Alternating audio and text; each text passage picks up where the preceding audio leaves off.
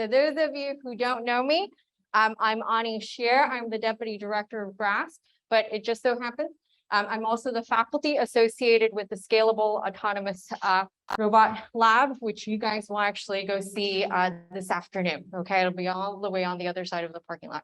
Is this literally in the middle of the pole, and should we move it to one side or the other? Okay, so let's see how this goes. Okay, so then those people, if I cannot see you because you're behind the pole, then you probably should move to your left or move to your right. Okay. Okay, so let's see. There we go. This is the case where, you know, I tell my 6-year-old, you should just grow another arm or maybe grow another leg, and that, you know, will probably solve whatever issue you're having. Okay, so let's talk about robotics for climate, energy, and sustainability. I'm going to confess this is more an aspirational title than the fact that we actually do this, okay? But I will tell you the parts that we actually are doing and what I think are potentially some of the, you know, really challenging but really interesting areas that we would like to be able to get into. Okay, so without further ado, and I'm going to try to figure this out. What is going on here? Why is it that I can't seem to move my slides forward? I guess I'm going to have to do the dog and pony show, possibly without. Okay, hold on. Let's try again. Sorry about that for those of you online. We're going to try this again in the hopes that we can figure this out real quickly.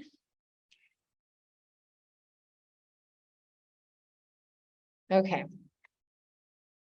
Okay. Yep. Oh, goodness, no signal. Let's check again. Sometimes we just have to plug it in it and unplug it again.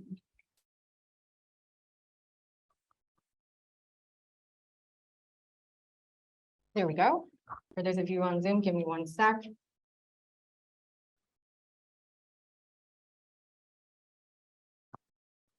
Let's hope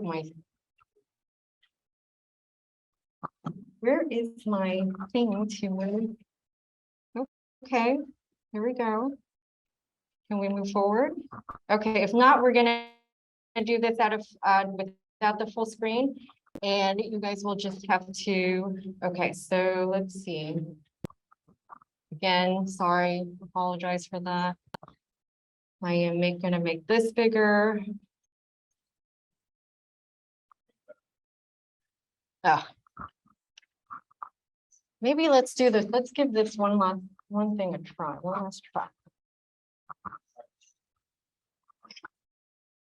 Yeah, that's what I'm going to do.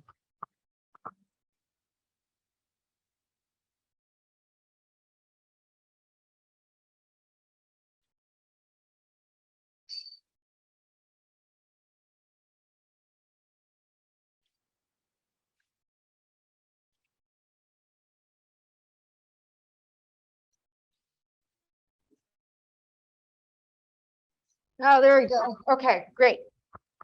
Okay, so let's get started.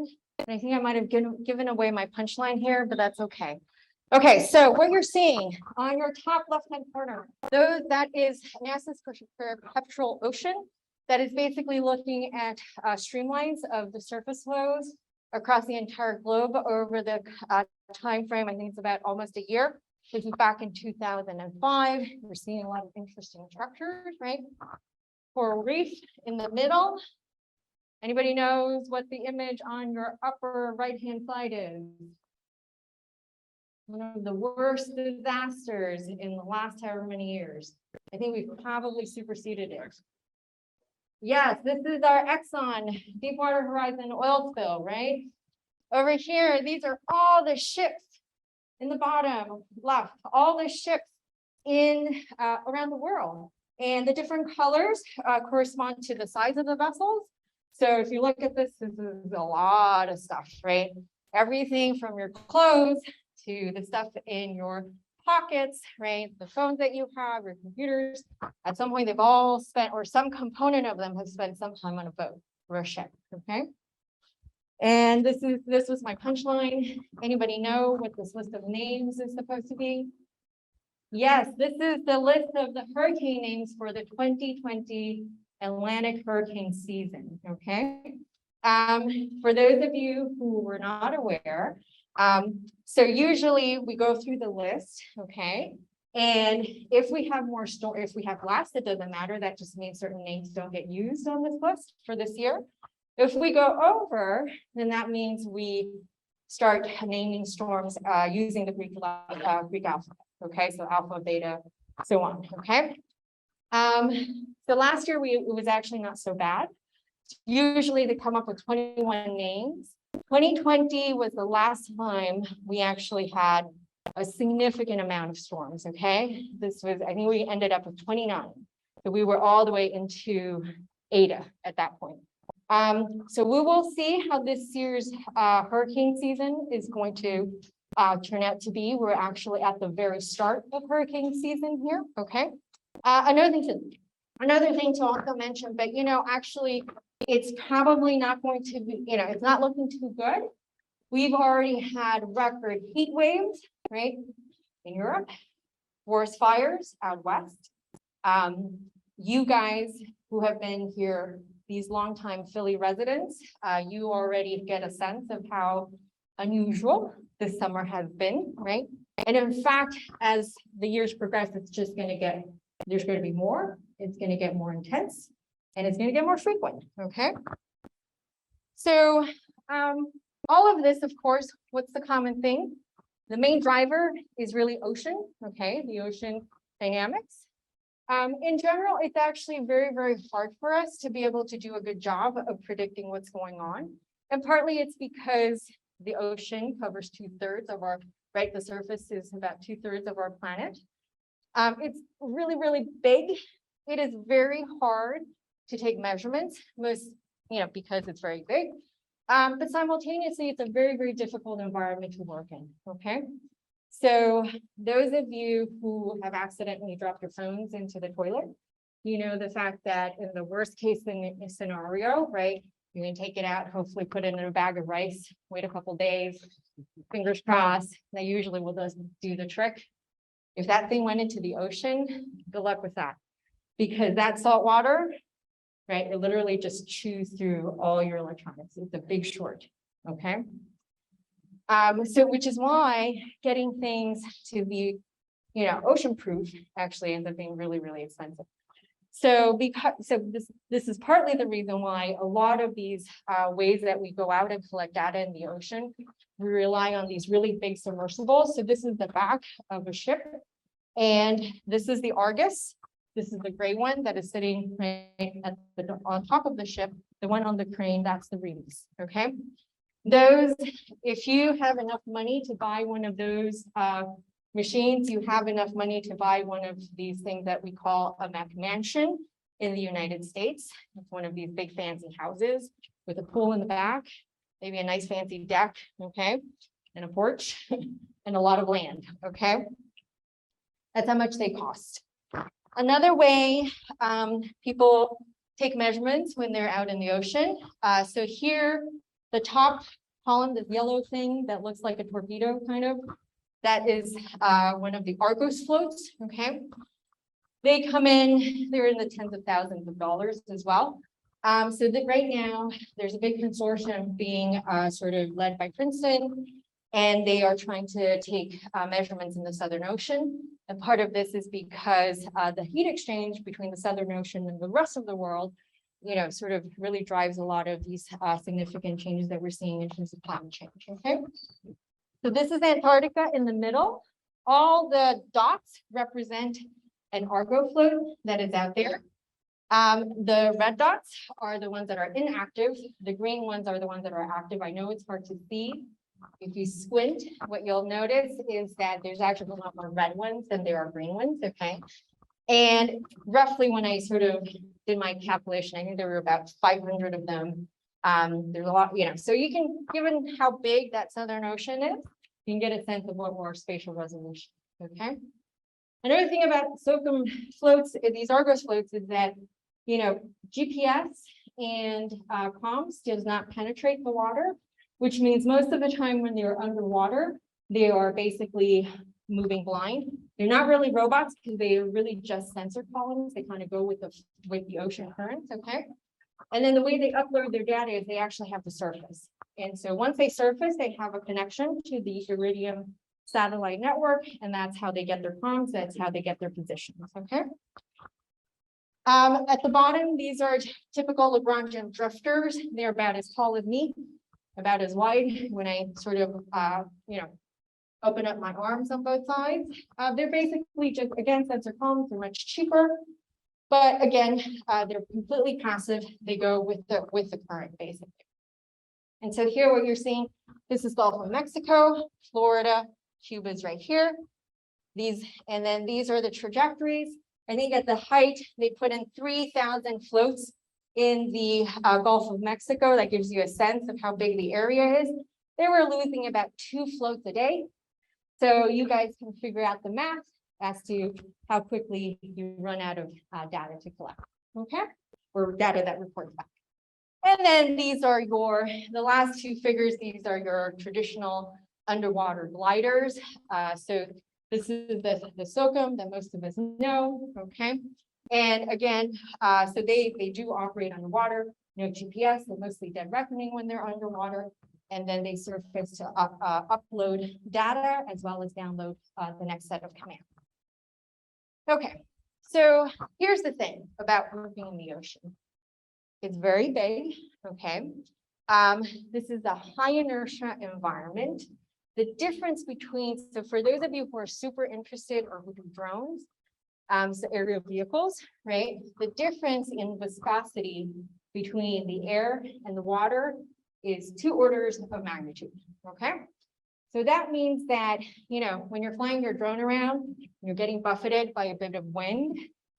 If you think about the equivalent of that in terms of the underwater vehicle, that underwater vehicle is being carried away by the current, okay?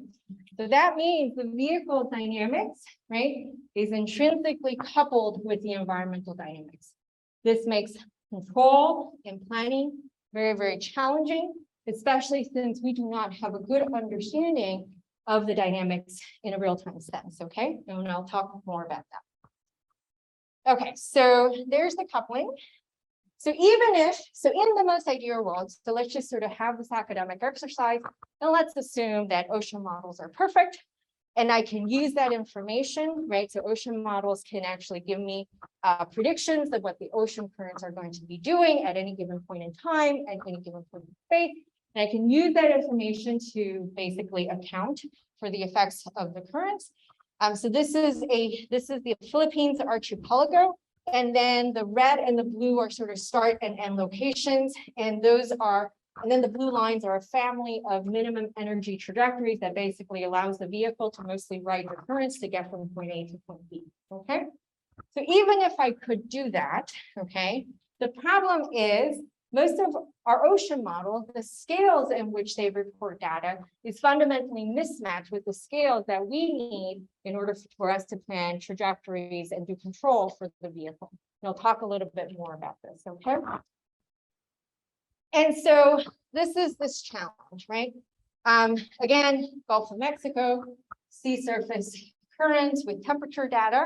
And what you're seeing is the fact that sometimes when we go and we download data from these databases, these are reported on a big grid. The grids are about half a degree apart. That translates to 110 kilometers. How big anybody have a sense of how big a slocum glider is in general? About a meter, maybe 2 meters at most. Some of the nicer, fancier surface vehicles these days, so there's cell drones, which are mostly solar powered, okay? They are probably, a little bit bigger, so they're the size of a little yacht, okay? That obviously doesn't quite match what our sensing capabilities and what our navigation capabilities are, okay? So models are pretty terrible, the ocean models are pretty terrible at the end of the day. And then coupled with that, GPS signals don't penetrate the water. Wi-Fi does not penetrate the water. We know because we see that in the lab all the time. And so that means that if you have a team of robots out there and you're trying to get them to sample, right, sort of the space, sample, study whatever phenomenon that you're interested in, it's going to be very hard for them to communicate with one another. It's going to be very hard for them to communicate with a base station to figure out what they're supposed to do next, okay? And so because of all of this, right, some of the vision that I tell or, my students and my postdocs and anybody who is interested in coming and doing research with us is that really what we're trying to do is how do we think about building, right, or coming up with a way that can really allow us to do continuous modeling of this very dynamic, very challenging environment that actually has a lot of different phenomena at different length scales and as well as different time scales. And the reason why we want to do this is so that if we can do this well, we can improve the quality of the models, right? By improving the quality of the models, it gives us a better, better predictions. Those better predictions just doesn't mean that I have a better shot of figuring out the intensity of hurricanes, the path of hurricanes in a timely fashion, early enough such that, right, it's about early in with good accuracy such that I can actually give information to decision makers that are making decision whether to evacuate a region or not, okay? But it's the fact that that information helps us do a better job of controlling the vehicles and sending those vehicles out so they can get even better quality data, okay? But of course, the ocean is very big and we cannot, there's a lot of reasons why we should not, basically blanket the ocean with sensors. And so we have to do this in a way that we are going to always be working in a regime where we have, right, less sensors than we actually want, okay? And we're always going to be severely constrained in our ability to share information, okay? But even with this restrictions, we really want to be able to make the most of it, okay? Okay, so let's talk a bit about scale, okay? Historically, right, so this is also climate is a global phenomenon. And so this is what we call sort of the macro scale. All these effects that you're seeing, all these interesting swirls and these little things that are rotating, those are usually what we refer to as eddies, okay? Those are macro scale phenomenon, okay? Macro scale stuff has been studied for a long time. Part of the reason is because we've had satellites for a long time. And so a lot of this data is actually collected via satellite, okay? So we actually have some pretty good understanding of macro scale phenomena. Mesoscale. This is, again, Gulf of Mexico, okay? Mesoscale phenomena, so these mostly think about this as regional, but they're pretty large regions, okay? These is a big sort of some of the highest resolutions surface sensing that you have is these high frequency radar. And these are stations that you can put out, very high spatial resolution, but the measurements so these are sort of radial grids that they put out. And so even at the highest resolution part, you're looking at about 2 kilometers apart, okay, in terms of measurements. Think about the size of your robot. Not very good. Yeah, these are not good matches, right? But here's something else. What oceanographers are starting to understand is that there's in fact a lot of stuff going on at the submesoscale. Submesoscale, we're thinking about single kilometers to up to 100 kilometers, phenomena that happens within a few hours to up to a week, okay? These are what we call Langmuir circulation or Langmuir filaments and fonts, okay? So what happens is you have differences in the temperature between the ocean, right, the deep ocean waters, and then the water temperature at the top, right? That causes an exchange of heat, right? That causes some of these circulations in that third dimension. Couple that with the wind, and then you have these regions on the surface that you see convergence, so things come together. And oftentimes you can see this even if you went to the beach today, down to the Jersey Shore, and you'll see areas where things tend to collect and things would tend to separate, okay? So these are the kinds of phenomena that people are starting to realize. These are big gaps in our observation from ocean models, climate models, mostly because we just didn't have the technology to take these measurements. But guess what? These are the perfect regime, right? These are the perfect scale that a robot can do, okay? Why is this important? People are already starting to understand. So remember, this was pre-pandemic when there were the big migration crisis in Europe, right? And you have these overcrowded boats, and you had people falling into the water. And in fact, if you're interested in search and rescue, places to concentrate your efforts in terms of looking for survivors are going to be along these attracting line-wire filaments, okay? And in fact, there are going to be diverging line-wire filaments, and so those are usually places if you had survivors land there, they're usually going to be pushed away, okay? If you're interested in cleaning up an oil spill, these phenomena become very important. Anybody know what this is?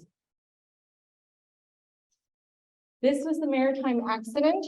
I think this was recently. So it was, I think, 2020 or 2019. This was off the coast of Sri Lanka. It was actually a boat that was carrying raw plastic pellets. This is the raw materials to make, plastic bottles, plastic bags, whatever. Okay. And it basically had a fire on board. Eventually the ship sank. Look at all these things. Those were the plastic pellets that they were trying to clean up, okay? And this is not including all the other stuff that ends up in the ocean, all the ridiculous amounts of trash that, ends up. So these, trying to figure out where you focus your cleanup efforts, understanding that some of these phenomena ends up being extremely important. Anybody know what that thing is at the top? That's a salmon farm. Excellent. Very good. Right now, a lot of the farm raised salmon that we get at our grocery stores, they're basically operating off at least in the Atlantic salmon part, off the coast. A lot of them are in Canada. The amount of excrement that gets put into, there's not really government control is kind of lossy. And so trying to understand, right, the impact of aquaculture. And it is going to become a bigger thing. So trying to understand that, you're going to have to understand what's going on at these submeso scales. Okay. Okay. And in addition, it's not just these submeso scale phenomenon, but really things at the interface. What happened if you're interested in things like carbon capture, right? How do things settle to the bottom? How do things get resuspended up into the water? What's the impact of all this wastewater runoff that we put into the ocean? That is going to happen right here, sort of between the bottom, close to the coast. Understanding what melting of the Arctic ice and the polar ice is going to impact. So that again is going to, these are sort of sensing at these regions. Very hard to get to. If you're operating underneath the ice, definitely no GPS. You can't surface. Second, because you'll hit the ice. But there's actually a lot of important data that needs to happen. Okay. And then trying to understand what the impact, right, between this interface between the atmosphere and the ocean. Okay. So these are all sort of new ways. So the smart fin, this is really cool. This is actually a sensor. Basically, it's a really fancy IMU mounted on a fin, that on a mechanism that looks like a fin. And surfers can literally put them on their surfboards. And so this is them trying to do crowdsourcing to do sensing of wave heights at different conditions. And basically, you're just relying on surfers to do this. Okay, not quite technology, but you can see how this becomes. Not quite robotics. But you see how this sort of is very much a derivative. Okay, so in my group, I'm going to run through this part super fast. We basically try to address the entire part of this cycle. Okay, so we do things like how do we coordinate heterogeneous assets, aerial vehicles, surface vehicles, underwater vehicles, so that we can actually get to the data that we need. And we don't just want any data, we actually want data that actually gives us the biggest bang for our buck in terms of the biggest boost in terms of the quality of the models that we have. So given this, we sort of do a lot of data-driven modeling. In addition, we think about, this is in collaboration with Dr. Mark Yim. I don't know if Gedalia is here, he's definitely around somewhere, as well as Cindy Sung's group, trying to think about how do you design the next generation of mobile platforms that can go out and collect this data, be in the water for a really, really long time, have minimal environmental impact, okay, and does not break any kind of international agreements that the United States have signed on. So for example, that example that I showed you of the research group from the University of Miami throwing in those 3,000 Lagrangian drifters, well, guess what? The United States has signed on an international agreement that they will not be throwing trash into the ocean. Well, since a lot of those drifters, a lot of the components were plastic, that is considered, you know, we run into some of these challenges, okay? Okay, so one thing that we do, we have a big water tank, which some of you, if you come to the demos, you'll see. This is our ability to be able to create flows in a controlled fashion, throw our vehicles in, allow us to do modeling, and then be able to test out our adaptive sampling strategies, test out our sort of system ID frameworks that we're thinking about. So this is a sort of equipment that is very unique and that we really very much leverage in order to do our study. This is just a quick snapshot of my group and our collaborators. So this is, we're very interdisciplinary in the sense that we work with a lot of collaborators who are applied mathematicians, oceanographers, other engineers. Our students span all the 3 primary departments that GRASP covers, okay? So let's just do real quickly. So some of the work that we do when we think about data-driven modeling. So for those of you who are just joining, that's just machine learning, by the way. So the idea here is how do you take this data? How do you extract models from this data? But now these are models, these are dynamical systems models. Now, the interesting thing, of course, is within this framework, right? We know a lot about physics. We know a lot about the physics. We also don't know a lot about the physics. And so the question is, how can we merge what we already know and then try to figure out if we can learn what we don't know from this data?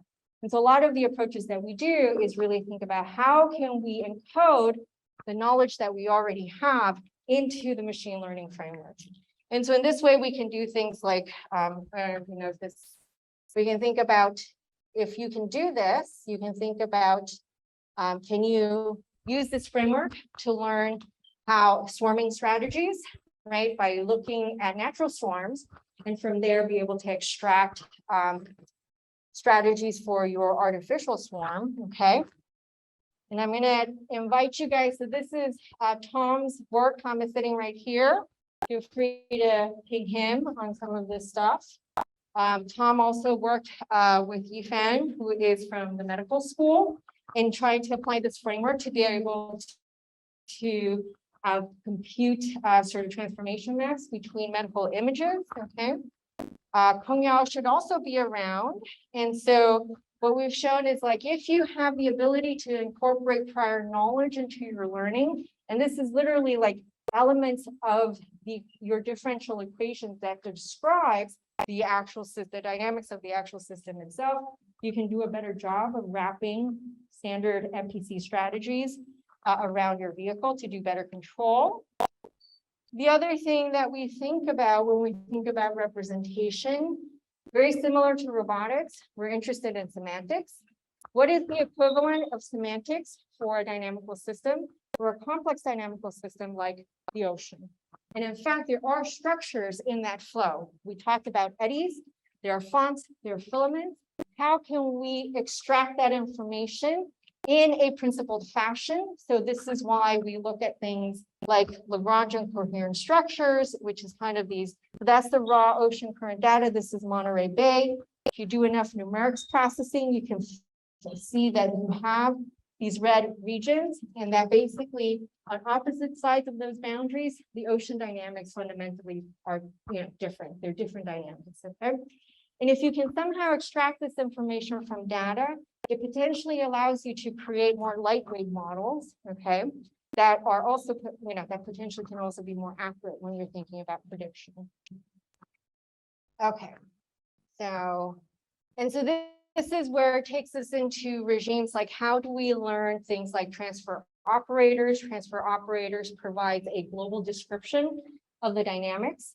And so so you'll see some of this stuff when you come, but the idea here is there's going to be regions, right, in the flow field where things tend to move together, and there's going to be regions in the flow field where things tend to move apart. And if you can figure out where those regions are that things move together, then maybe there's a way now that you can think about tracking those regions, and then using that information to be able to stitch together a global picture of the dynamics of your system. So that's kind of the general idea. I'm going to run through this. These are different. You'll see the mod boats today, I believe, in our demo.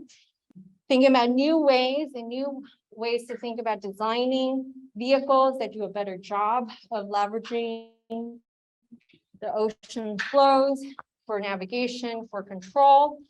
This is pretty neat, and hopefully these will play. So this is our shape-changing robot, and the idea here is that robots with different inertial profiles will interact with the flow differently, and therefore the trajectories that they can trace out would fundamentally be different. So if you think about this minimal way of doing actuation, lower energy, you can still be able to get to different places in the ocean by doing this shape change, and then be able to essentially collect data in different regions that you would otherwise, if you only had one shape, stuck in one shape, you would not be able to get to. Okay, so just to end, this is our new project. What you're seeing, these are lampposts. This is the Schuylkill River. That that CHOP building, so South Street Bridge is around there, okay? There's the walkway, okay? No, I think, wait, that's not right. I have myself turned around. That's the north. Anyway, so this is the back of the Pennovation. Our dock is actually right there, okay? This is looking at it from the third floor. This is last September, okay?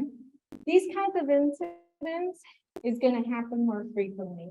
And so our new project right now that we're doing is trying to understand, use robots to try and understand how, right, sort of impact of tides impacts not just the water level, but also the dynamics of the river, which impacts the quality of the water, okay? And so we've been spending quite a few days of the summer out collecting data. Depending on how this hurricane season goes, we might be sort of out as well. And then we'll definitely be out again in the spring. So we usually stop when the weather starts getting cold. So a lot of these people, we have a big group. They can tell you all about the different, the details of all the various projects. The last thing I just want to mention, and this is how I'm going to close this out. Like I said, talk is more aspirational than anything else. A lot of the stuff that we do in our lab right now is very much focused in terms of ocean. But if we think about the atmosphere, right, a lot of things apply. And in fact, as the impacts of climate change intensifies, right, but you're seeing this is sort of how much heat, right, cities versus rural areas give off, okay? This is an opportunity for us as roboticists to now really think about how can we design the new generation of next set of technologies that would help us to better or more effectively be able to transport, right, some of this heat, disperse this heat. This is going to help us in reducing our energy usage, okay, but also making sort of cities and different urban, right, areas much more comfortable to live in. Understanding these phenomena, this is not just related to ocean, atmosphere. It actually some of these kinds of problems also impact things like COVID transmission. COVID, the fact that you have a bunch of people within a room with a certain type of ventilation, what is the likelihood, right, of disease getting transmitted? So there's actually a lot of application, a lot of these fundamental scientific questions, they actually impact a lot of different regimes. And these are all sort of places where better sensing, better automation can significantly improve sort of the various aspects of these problems. Okay, so now it's lunchtime. So this is, feel free to step out. The tented area is right through those doors. And feel free, I'm around all day, so feel free to come by and stop by and ask questions. Thanks, guys.